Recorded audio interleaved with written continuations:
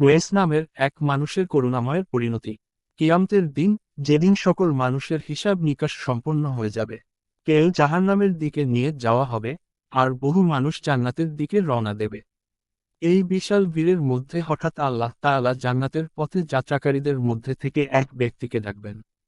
তার নাম হবে ওয়েস। আল্লাহ ফেরেশতাদেরকে আদেশ দেবেন, ওয়েসকে মাজমা থেকে আলাদা করে এক পাশে দাঁড় করিয়ে দাও। ওয়েস হতবাক হয়ে যাবে, আমাকে কেন আলাদা করা হচ্ছে? আমার কি ভুল হলো? এর ভেবে সে ভয় ও উৎকণ্ঠায় কাঁপতে থাকবে। তখন আল্লাহ তাআলা তাকে সম্বোধন করে বলবেন, হে ওয়েস, তোমার তর্জনী আঙুল ওঠাও। আর জাহান্নামের দিকে যে কাফেলা যাচ্ছে, তোমার আঙুলটি তাদের দিকে বুলিয়ে দাও। যতদূর তোমার আঙুলের ইশারা যাবে, আমি সেই লোকদের ক্ষমা করে দেব।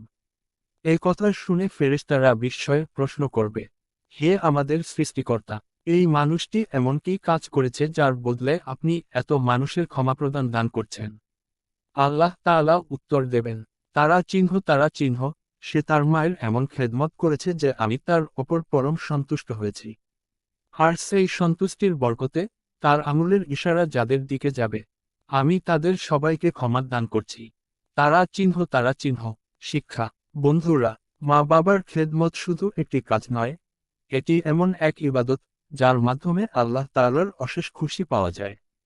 যিনি তার মা বাবাকে খুশি করেন, আল্লাহ তাকেই খুশি করেন। আর আল্লাহ খুশি হলে এমন রহমতের দরজা খুলে যায় যার কল্পনাও করা যায় না। তাই মা বাবার সেবা করো, তাদের সম্মান করো, তাদের জন্য দোয়া করো। এটাই জান্নাতের সবচেয়ে সহজ এবং মহিমান্বিত পথ।